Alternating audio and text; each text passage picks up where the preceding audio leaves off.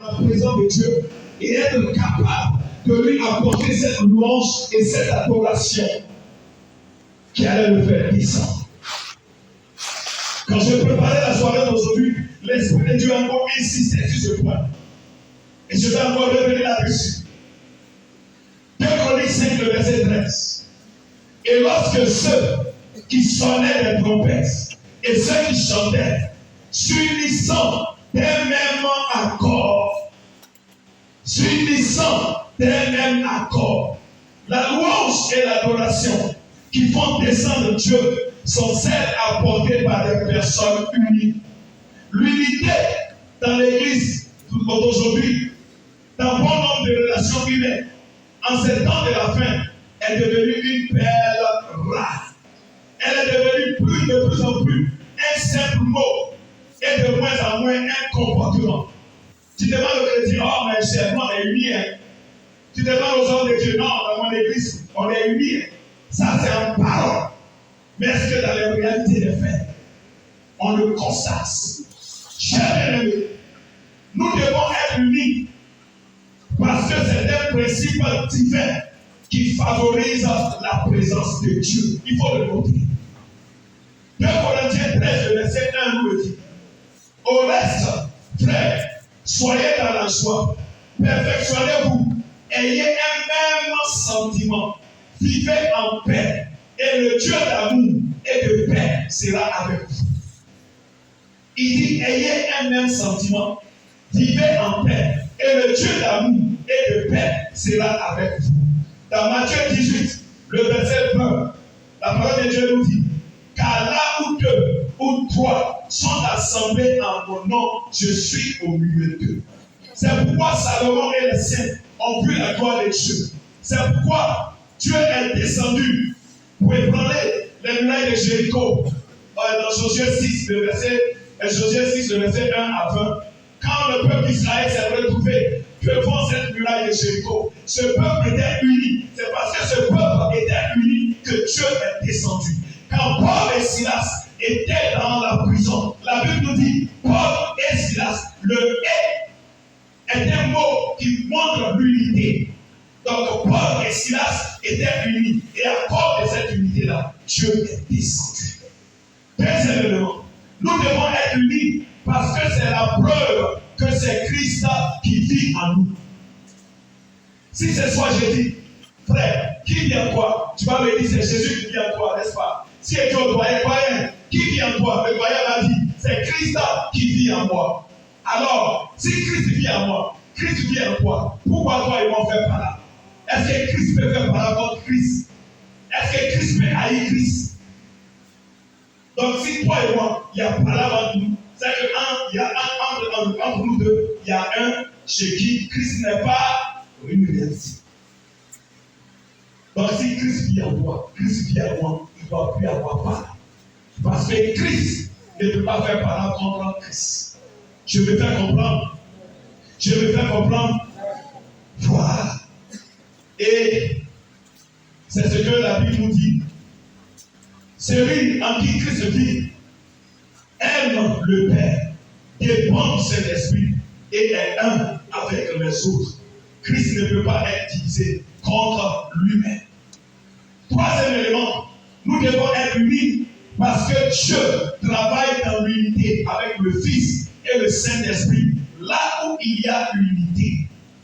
Quand nous lisons dans l'acte 2, le verset 43, la Bible nous dit, un sentiment de crainte s'emparait de chacun et il se faisait beaucoup de prodiges et de miracles parmi les apôtres. Au verset 47 de ce même chapitre, la Bible nous dit, le Seigneur ajoutait à leur communauté ceux qui sont sauvés. Dieu agit là où il y a l'unité. Là où il y a la division, on ne verra jamais la gloire de Dieu. Je me fais comprendre. Une église où ancien et à tout autre tiré contre le pasteur, où AOC est en guerre contre AO garçon, on ne verra jamais la gloire de Dieu. C'est pareil dans ton foyer. Ta femme et toi, vous ne vous parlez pas. Vous ne verrez jamais la gloire de Dieu. Là où il y a la division, Dieu agit. Dieu agit là où il y a l'unité. Parce que lui-même Dieu qui nous a créés, il travaille dans l'unité avec le Fils et le Saint-Esprit. C'est un modèle qui nous donne. Christ est notre exemple. Lui ne peut pas être uni. Et nous qui disons que nous sommes chrétiens, nous sommes ses enfants. C'est la division totale. Chers bien-aimés, il faut le dire. Amen. Quatrième élément. Nous devons être unis parce que l'unité pousse les prières et active les ossements. On le voit dans Matthieu 18, le verset 19. Jésus dit, si deux d'entre vous s'accordent, sur la terre, c'est-à-dire sont d'un seul esprit, sont en harmonie pour demander quelque chose, elle leur sera donnée par mon Père qui est dans les cieux. L'unité, ça pousse. Amen. Un autre élément, nous devons être unis parce que l'unité nous fait résister à tout vent contraire venant de l'ennemi et nous fait avancer. Matthieu 12, verset nous dit, Jésus lui-même nous le dit, il dit tout royaume divisé contre lui-même est dépassé. Toute ville ou maison divisée contre elle-même ne peut continuer à subsister. Une église divisée ne peut pas marcher. Un couple désuni, un couple où il y a la guerre, est un couple faible. Quand la tentation va venir, quand l'épreuve va venir, ce couple-là sera balayé. Un projet qui est fait dans l'unité va toujours réussir. Mais un projet de l'église qu'on fait et puis il y a des querelles, il y a des clans, ça ne peut jamais avancer. J'ai bien dit, ouvrons les yeux. Une nation ou un groupe uni devient une puissance. Regardez les États-Unis. C'est un ensemble d'États, mais parce qu'ils sont unis, les États-Unis sont une puissance. Regardez l'Union européenne. Plusieurs nations se mettent ensemble.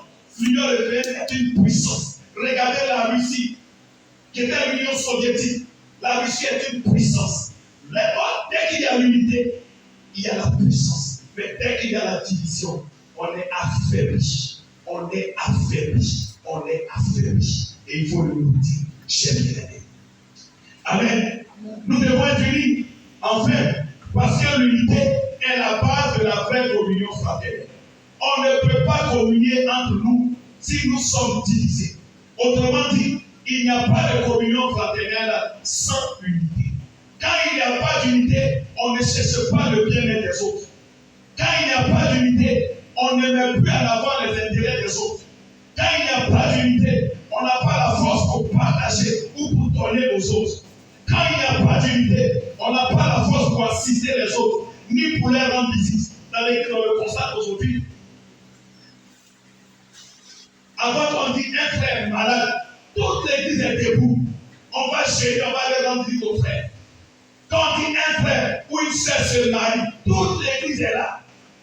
Quand on dit un frère a perdu son parent ou bien a perdu un proche, toute l'église est mobilisée. Mais regardez aujourd'hui, c'est mariage de qui? C'est Yahoo. Moi, je suis approuvé, ça m'intéresse pas. Les parents vont faire là le mariage. Ou bien, un frère, c'est quel frère? On dit chante au blues. Ah, moi, je ne connais pas. Bon, allez-y. Pourquoi? Parce qu'il y a beaucoup de choses. Dieu veut que les choses changent. Amen. Dieu veut qu'on retrouve la vraie communion fraternelle. Cette communion fraternelle que Christ veut pour nous. Dans cette communion fraternelle, il n'y a pas de fausseté, il n'y a pas de supercherie, il n'y a pas d'hypocrisie, il n'y a pas de malhonnêteté, il n'y a pas de méchanceté, il n'y a pas d'animosité, il n'y a pas de clan, il n'y a pas de groupuscule dans cette communion fraternelle. Quand vous lisez le livre d'Actes 2, est-ce qu'il y avait un clan? On dit tous, ils étaient tous ensemble, ils étaient tous réunis, ils faisaient tout ensemble, ils rompaient le pain ensemble, ils partageaient les choses de maison en maison. Quelle puissante communion fraternelle. Église de Jésus. N'est-ce pas le même Saint-Esprit qu'ils avaient? On n'a pas le même Saint-Esprit. Où est passée cette communion fraternelle? Toi qui veux adorer Dieu et voir sa gloire descendre. Où est cette communion fraternelle? Cette communion fraternelle où il y a la sincérité et la franchise. Où les salutations sont chaleureuses et sincères. Où il y a le parler est franc et fraternel. Il y a des hommes qui s'attirent les saluts, bonjour. Si tous mais il y a des sœurs qui mettent les amis, même la fille c'est bonjour. C'est-à-dire on met la prière crédit. Communion fraternelle. On veut adorer Dieu pour voir sa gloire. On veut que notre désert arrive, devienne quoi? Un courant d'eau. Communion fraternelle. Amen. Cette communion fraternelle dans laquelle les visites sont fraternelles et non des visites d'espionnage. Je vais voir, on va rendre visite au frère, qu'est-ce qu'il a dit? Qu'est-ce qu'il dit? Et puis moi j'ai vécu ça. Des frères, tu causes avec eux. Et puis dans le piège. Le pasteur il est là même. Sa manière de s'habiller là, il n'est pas à la page. Et puis quand tu es ignorant, c'est un espion. Mais en même temps, donc tu as remarqué ça. Mais le pasteur même vraiment. Et puis ça pique, on lève toi les choses chercher l'argent pour dire dans ça rentre, est-ce qu'il ne pas ça? On a vécu. Et puis pendant que j'entends le parler, le frère qu'est-ce qu'il fait, il enrichit. Et puis il va dire, pasteur, le frère s'attesait.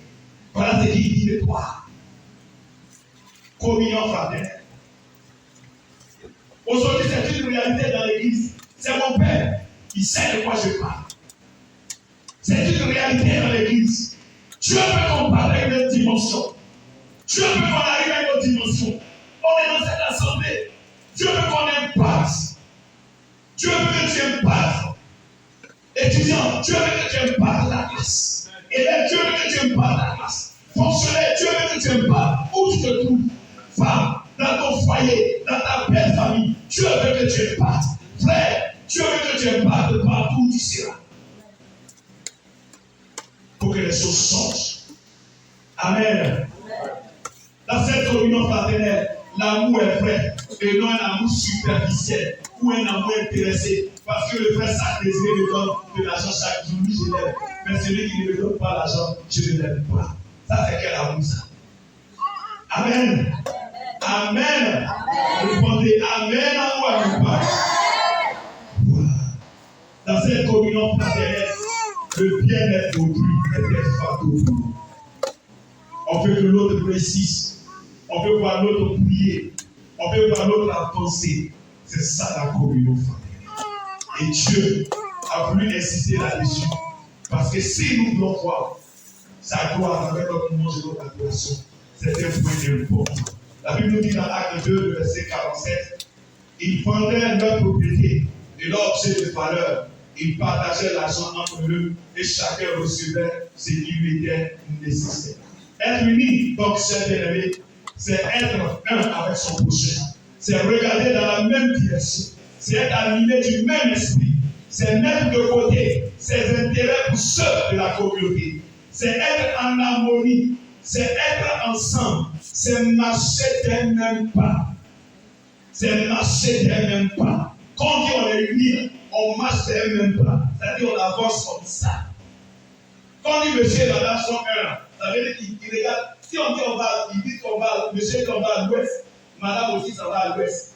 Mais du moment où monsieur dit on va à l'ouest, madame dit on y va au nord, ce n'est plus marcher d'un même pas. Amen. Que Dieu nous bénisse. Amen. 1 Pierre 3, le verset 8 dit, soyez tous animés des mêmes pensées et des mêmes sentiments, pleins d'amour fraternel, de compassion, d'humilité. Que Dieu nous bénisse. Quelle est la louange et l'adoration qui font descendre Dieu? Un autre point encore ce soir. La louange et l'adoration qui fait descendre Dieu, c'est la louange et l'adoration faite avec des paroles agréables à l'oreille de Dieu. La louange et l'adoration faite avec des paroles agréables à l'oreille de Dieu. 2 Chroniques 5, le verset 13, il dit, et lorsque ceux qui sonnaient les trompettes et ceux qui chantaient, s'unissant d'un même accord, pour célébrer et pour louer l'Éternel, firent retentir les trompettes, les cymbales et les autres instruments, célébraient l'Éternel par ses paroles. Car il est bon, sa miséricorde dure à toujours. En ce moment, la maison de l'Éternel fut envahie de la gloire. Voici les paroles que les sacrificateurs, que les chants ont adressées. Et quand Dieu a entendu ces paroles, automatiquement il a fait descendre sa gloire. Les paroles qu'on adresse à Dieu pendant le temps de louange et d'adoration doivent avoir être des paroles saines, des paroles claires, des paroles concises. Car il est bon, sa miséricorde dure à jamais. Des paroles saines, claires. Et on le voit avec Jésus dans Jean 11, verset 41. Il dit, Père, je te rends grâce de ce que tu m'as exaucé. Bouclé. Mais il y a des gens, prière, français, la même temps, il dit à côté, tu te demandes si toi tu allais à l'école. Étymologiquement, la faim, c'est quand quelqu'un n'a pas bien mangé, ou bien il a mangé, mais il n'a pas mangé à sa faim. C'est-à-dire, tout ça pour dire à Dieu, je n'ai pas l'argent, il faut me donner l'argent pour manger. Soyons sains. Les paroles qu'on adresse doivent être des paroles saines. Deuxième élément, les paroles qu'on prend pour louer Dieu doivent être des paroles qui ont un sens. Job 35, le verset 13 nous dit, le Dieu Tout-Puissant n'écoute pas les paroles qui ne veulent rien dire. Il n'y fait pas attention. Il y a des frères qui disent des choses qui ne veulent rien dire. Pendant qu'ils sont en train d'adorer Dieu, Seigneur, je t'adore pour le voodoo. Seigneur, je t'adore pour la cravate bleue. Seigneur, je t'adore pour le costume. Seigneur, je t'adore, c'est-à-dire la maison, non, c'est pas la maison, c'est comme tu as besoin de dire merci. Seigneur, je viens te dire merci parce que tu es en train de me donner là. Non, c'est pas possible. En fait, moi-même, Seigneur, je t'adore. Je m'en ai dit, c'est prière par ça. C'est que la personne dit, ce n'est pas cohérent. Quand on lit Matthieu 6, la prière que Christ nous a donnée, c'est une prière cohérente, avec des mots simples, c'est précis. C'est précis. Ça cause ça, il dit, quand vous priez, ne multipliez pas des belles paroles, des paroles qui n'ont pas de sens, des paroles qui ne veulent rien dire. Soyez précis. Ce qui sort de votre bouche doit avoir un sens. Amen. Amen. Et les gens sont venus dire, comment moi me prier avant? Il faut louer et adorer Dieu avec des paroles touchantes. Dans 1 Roi 3, le verset 5 à 10, quand Salomon a fait cette offrande de qualité à Dieu, le Seigneur lui a dit quoi? Demande-moi ce que tu veux. Et quand Salomon a fait sa demande, le Seigneur lui dit, la Bible dit, cette demande de Salomon plut au Seigneur. Ça veut dire les paroles qui sont sorties de la bouche de Salomon, ça a jailli le cœur de Dieu. Tu étais content. Vois Dieu comme le président. Quand le président de la République est devant toi, quand tu veux t'adresser à lui, tu fais quoi? C'est là-dedans prendre les vrais mots. Les mots pour toucher son cœur. Parce que c'est un rendez-vous exceptionnel. Monsieur le Président, j'ai l'honneur de vous adresser ces merveilleuses paroles. Même si ta veste est noire, tu as dit cette veste éclatante, jamais vue dans le monde, que vous portez. Votre sourire et élégant, même si son visage est serré. Monsieur le Président, dans ce quartier où se trouve notre église, c'est grâce à vous que nous avons eu le bitume. Lui-même, il voit que c'est très rouge. Pour dire, il faut choisir des mots pour toucher le cœur de Dieu. Pour toucher le cœur de Dieu. Les paroles qu'on adresse à Dieu dans notre adoration doivent être des paroles touchantes. Pas des paroles quelconques. Amen. Troisième et le dernier élément, on veut les paroles. Ça veut être des paroles qui viennent du fond du cœur et non du bout des lèvres. Proverbe 8, le verset 7 nous dit, oui, je dis la vérité, car je déteste toutes les paroles fausses. C'est dans la Bible. Vous verrez que généralement, quand on adore le Seigneur, il y a des gens qui sont là. Il n'a plus chef. Le dirigeant va dire, louez le Seigneur, c'est même s'ouvrir au Seigneur. Là, ce sont des paroles du bout des lèvres. Mais quand ça vient du fond de ton cœur, tu n'as pas besoin d'une division. Les paroles-là même pleuvent. Ça, on sent même que ce sont des paroles qui viennent du fond de ton cœur. C'est avec de telles paroles qu'on peut adresser des louanges et de l'adoration à Dieu. Et c'est lesquelles adorations vont le faire descendre. 2 Corinthiens 9, le verset 7 dit que chacun donne sans murmure ni tristesse, car Dieu aime celui dont le cœur est dans son don. Donc quand tu adores Dieu, ça doit être fait, ça doit venir du fond de ton cœur. Ça ne doit pas être de simples paroles. Amen, amen. Amen, amen. Ça peut aller. Ah, vous êtes allé. Tout le monde est calme. Amen. Après les paroles, la Bible nous dit qu'ils sont venus avec des chants. Et lorsque ceux qui sonnaient des trompettes et ceux qui chantaient, suivant ce passage, il y a tellement de leçons dedans, des mêmes accords pour célébrer et pour louer, firent retentir les trompettes et les cymbales et les autres instruments. Cela parle du chant et de la musique. Bien aimé, quel chant faut-il pour accompagner notre louange et notre adoration pour que celle-ci fasse descendre le Seigneur? Et là, voilà que nous sommes bien raisonnés. Parce que là, on va parler vraiment de musique. À cette question, la Bible nous donne la réponse. Dans le psaume 47, le verset 8. La Bible nous dit, oui, Dieu est le roi de toute la terre. Chantez pour lui votre plus beau chant. C'est la Bible. Psaume 47, le verset 8. Oui, Dieu est le roi de toute la terre. Chantez pour lui votre plus beau chant. Notre louange et notre adoration doivent être accompagnées par de beaux et de bons chants. Amen. Maintenant, il faut comprendre ceci.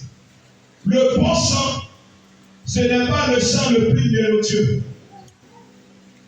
Le bon chant, ce n'est pas le chant avec de très beaux arrangements musicaux.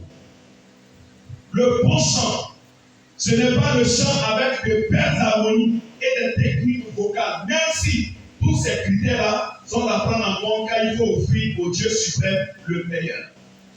Le bon chant, ce n'est pas le chant à la mode. C'est ça, vous pensez comprendre. Le bon chant, c'est pas ça. Le bon chant, c'est le chant qui est basé sur la parole de Dieu et inspiré par le Saint-Esprit pour donner gloire à Dieu.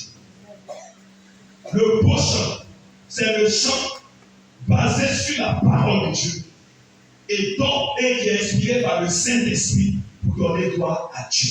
Voici le bon chant. Parce qu'aujourd'hui, il y a beaucoup de choses. Avant d'exécuter un chant, j'ai bien aimé vérifier si les paroles sont en conformité avec la parole de Dieu. Parce qu'il y a de faux chants aujourd'hui. Tous les chants religieux ne sont pas des chants qui honorent le Seigneur. Beaucoup de chants ne sont pas, dont les contenus qui ne sont pas conformes à la parole de Dieu. Beaucoup de chants ne sont pas inspirés par le Saint-Esprit. Il y a un chant qui m'a joint, il me dit ancien, écris un chant pour moi. Je lui dis, ok, donc tu veux parler de quoi? Il dit non, il faut écrire un chant, voilà. J'ai écrit le chant avec une belle mélodie, malheureusement il y a oublié, j'avais plus carré. Il écoute, il me dit, ancien, le chant est beau, mais moi je veux parler à mes ennemis, ils ont leur vitesse. Je veux m'adresser à eux, leur dire que malgré tout ce qu'ils font, moi je vais réussir. Voici son objectif. J'ai dit, mon ami, moi, si ce n'est pas pour élever le Seigneur, je ne suis pas dedans. Et puis je l'ai laissé. Effectivement, il a fait sortir son chant où il a parlé à ses ennemis. Vous me comprenez? Beaucoup de chants sont partis sur des mélodies à des chants païens. Aujourd'hui, dans notre église, il y a des chants païens. Les gars enlèvent les paroles et puis ils mettent quoi? Des paroles, ils appellent paroles bibliques. Et puis ils chantent. Il y a un chant que vous chantez beaucoup dans le groupe. J'espère que vous ne chantez pas. Il y a deux chants. Ça va vous choquer. On est très choqués. Le premier chant c'est Aïe, la God. Jésus, je te dis merci parce que tu m'as sauvé. Vous savez la vie. Est-ce que quelqu'un a la connexion? On entend la dans le vide, là c'est technique. Quelqu'un dit la connexion, je lui donne le titre et puis il cherche. On va écouter en même temps, c'est du live. Quelqu'un tire la connexion Internet. Oui, ma soeur, viens, que Dieu te bénisse, viens. Faut chercher, Téni, tu mets Iyo, Meyo. Faut ne pas faire sa vie depuis tu viens. Téni, grand mot, Téni, Iyo, U-Y-O, et puis Meyo, à part. Cherchez. On va écouter, ce n'est pas une rumeur, c'est du live. Parce que la Bible nous dit, faute de connaissance, mon peuple périt. L'Église a accepté beaucoup de choses. Ça y est là. Qui a découvert ça déjà? Viens. On dit sur les violences, on va de aussi. Mets le son. Mets le son. Non, il y en a même d'abord. On va écouter. Demain, elle va dire l'ancien, il a dit autre chose. Ça passe. Ça passe. Mets le volume.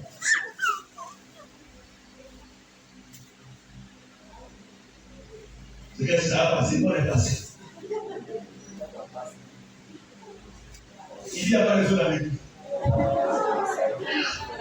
UOMTI. Et accent aigu. MI. Tu vas regarder le aussi. Non, I. TI. UOMEO. J'ai appelé. C'est un là, non. Je vais jouer. La charge. Voilà, c'est bien dans la bénédiction. Fais jouer. Non, mais bon.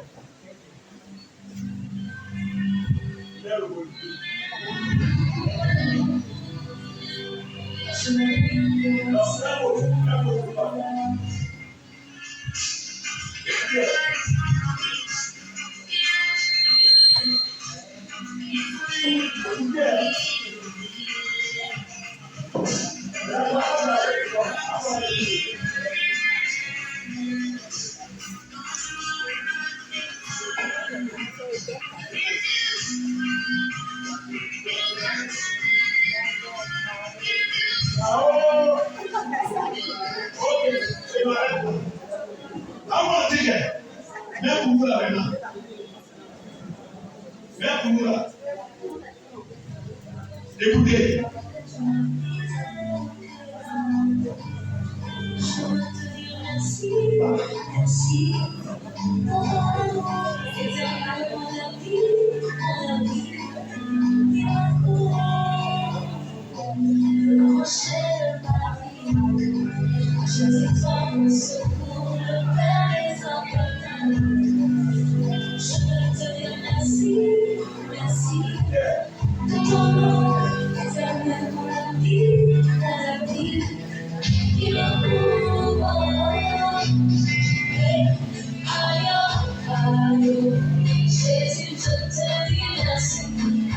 C'est ça que je vois ça. C'est beau. Dans la débat dit, ancien il a dit, voilà ça. Cette femme, c'est une grande prêtresse au Nigeria. Ça dit, elle est une grande prêtresse. Elle écrit les chants de l'artiste pareil comme les Davido. Si vous voyez le clip, elle est nue. C'est une grande prêtresse. Donc, on prend son chant. Ce groupe a été produit par le groupe, la structure Sony Music. Donc, quand ils ont pris ces filles-là, ils leur ont donné ce chant. Et là, l'encadreur spirituel, c'est un ami. Je l'ai appelé, j'ai dit, mon ami, tu as quel souci avec tes filles-là? Il dit, un frère, j'ai parlé avec leur producteur, il dit de laisser ça comme ça, eux cherchent leur argent. Nos considérations là, ils ne sont pas doutables. J'ai appelé le chef d'orchestre qui est mon petit frère. J'ai dit, petit frère, WhatsApp lui, il dit, grand frère, c'est ça même que tu vois là. Que ça, ce n'est rien. L'année prochaine, tu vas entendre un chant de mariage. On leur a dit d'enlever Jésus du temps. Un an après le chant de mariage, écoutez le chant de mariage, s'il y a Jésus dedans. Ne soyons plus, Église du Seigneur, ouvrons nos cieux. Chante, ouvrons nos cieux. Quand on parle de lui, de foi spirituelle, moi je vous dis ce qui est. J'ai fait ma part. Tu considères, je m'en choque perfect. Si tu ne considères pas, je m'en crée dans. Amen. Chacun crée son mot, donc c'est créé pour un. Voilà, il est nécessaire de dire que tu m'as allumé. Amen. Deuxième chant, préparez les ceintures, là ils vont me frapper. Je suis allé dans une église, il y a un croyant là. Quand il est venu, il dit à papa, il me dit mon fils, je suis foutu, c'est mon chant préféré. Je peux donner le deuxième chant. À Dieu soit la gloire, à Dieu soit la gloire. Loué soit son nom, alléluia. Ça vous chante. Mais vous connaissez l'origine du chant. Le croyant est là. Moyen. Je prends. Bam, bam, bam, bam, bam, bam. Bam, bam, bam, bam, bam.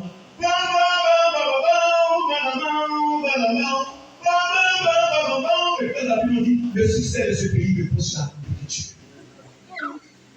Combien d'années? Avant que tu regardes un pays, avant de début de l'émission, c'est ce chant-là qui passait. Chez mon petit frère qui a fait la rose croix. Vous savez ce qu'il m'a dit? Il dit chez eux là, c'est un chant d'adoration. Que pour infiltrer l'église, ils ont envoyé ça et puis ils ont mis des paroles pour que les églises chantent. J'étais quelque peu plus le temps du coup, ça me dit, mais quand on chante dans la voix des vieilles descentes, j'ai dit, mais Satan, il copie tout. Quand Moïse a jeté, voilà, c'est démon, c'est musique au combat, jeté, c'est pas le lui-même, c'est pas le mais la différence, faisons très attention. Je vous dis ce qui est. Maintenant, si vous voulez chanter, si vous voulez la gloire de Dieu, tant mieux. Mais moi, je vous dis, j'ai montré une vidéo hier au pasteur. Il y a un chant païen, c'est même pas si je peux avoir ça. C'est exceptionnel. Hein? Chant païen qui est à la mode ces temps-là. On chante ça à l'église. Vraiment. Ce soir, on va casser un peu le papo. On peut casser un peu le lutte. On peut casser un peu le papo. Vous savez, dans tout ça, les gens ont commencé à supprimer Aïe, la gloire déjà de l'autre. Mettez-les. C'est quand vous allez faire là, regardez. Seigneur Jésus. Si Dieu réalise Dieu, ça ne va pas venir. Tu vas venir. Tu vas venir.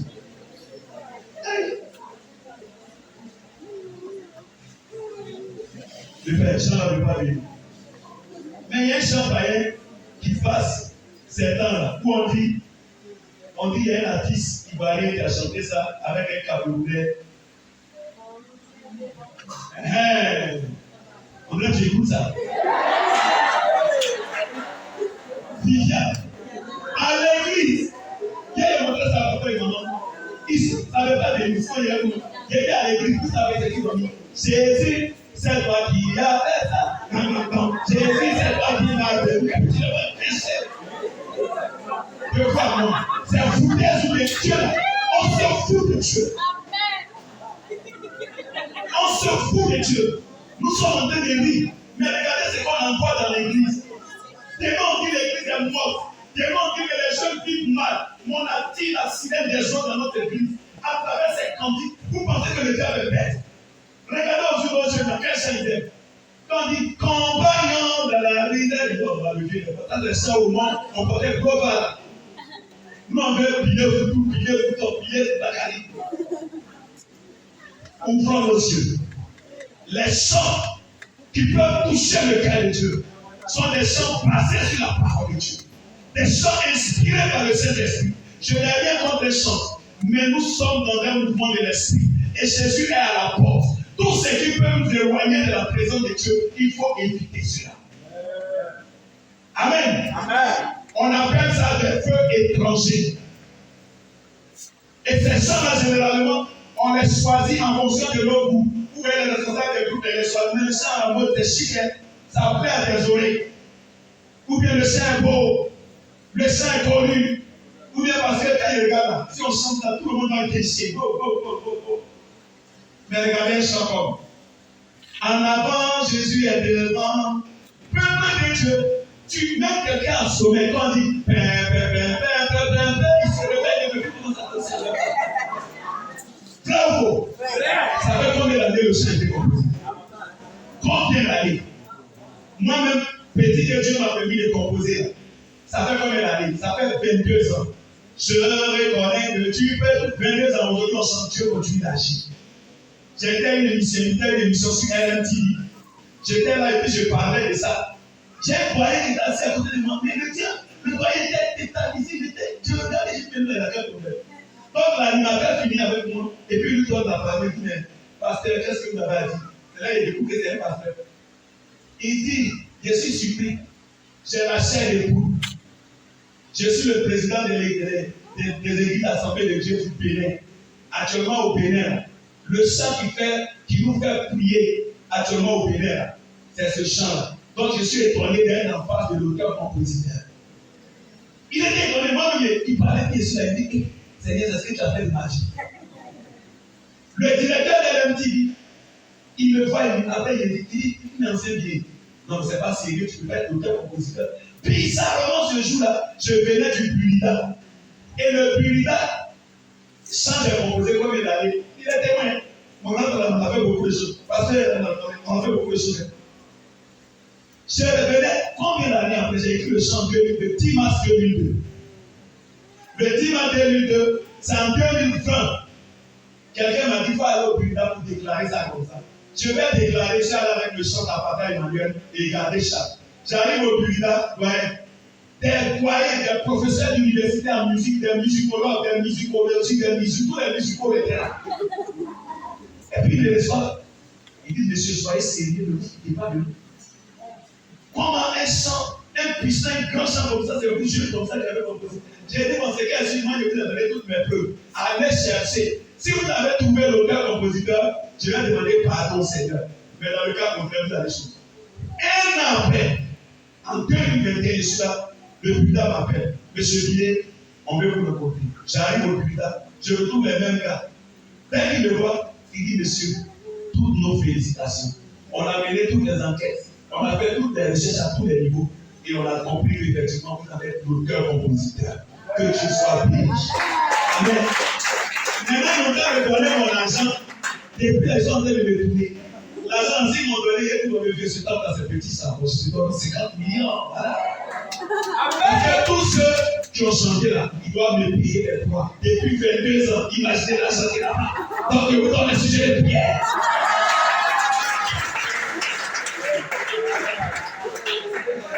Alléluia. Les chants, les fleurs d'étrangers réjouissent la chair, mais ne touchent pas l'âme et l'esprit. Ces chants sont doux à l'oreille, mais ces chants sont amers pour l'âme. Ces chants font danser, mais ne nous font pas du bien. Ces chants nous font transpirer sans nous édifier. Ces chants attristent le Seigneur au lieu de le réjouir. Ces chants attisent la colère de Dieu au lieu de le rendre favorable pour nous.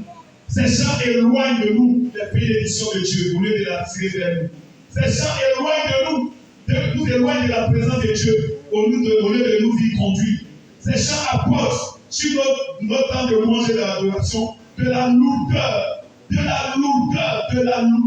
au lieu d'apporter la vie. Ces chants nous détruisent au lieu de nous construire. Ces chants n'accompagnent pas notre louange ni notre adoration. Pourquoi? Parce que Lévitique 10, le verset 1 à 2 nous dit, les fils d'Aaron, Nadab et Abihu, prirent chacun un brasier, ils mirent du feu et posèrent du parfum dessus. Ils apportèrent devant l'Éternel du feu étranger, ce que l'Éternel ne leur avait pas ordonné. Alors le feu sortit de devant l'Éternel et les consuma et il mourut devant l'Éternel. Chers bien-aimés, voici les dangers qu'il y a à apporter du feu étranger dans l'adoration destinée à Dieu. Et pour terminer, le bon chant. Quelle est la différence entre bon chant et beau chant?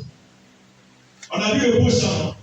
Maintenant, le bon chant, c'est le beau chant que le Saint-Esprit veut à un instant T pour faire descendre sa gloire. Vous répétez par exemple, je veux me réjouir en le Dieu, c'est très bon. Vous arrivez au culte et l'atmosphère qui est là, le Saint-Esprit te dit, annule, je veux me réjouir, mais fais gloire à Dieu. Hein? Dès que tu chantes ça, la gloire de Dieu descend. Faites l'expérience. Mais quand tu es collé, scotché à ta liste, après le premier chant, on doit faire le deuxième chant. Il y a des groupes des églises où le premier chant, gloire à Dieu, l'Esprit de Dieu est en train de se manifester. Mais comme eux, les chants qu'ils aiment là, c'est en bas, là, il faut qu'on court. Donc c'est bon, on est là pour le Saint-Esprit. Tant que la gloire de Dieu est là, on est là. Si c'est le seul chant, on chante le seul chant. Parce que c'est le bon chant que Dieu veut pour glorifier son nom.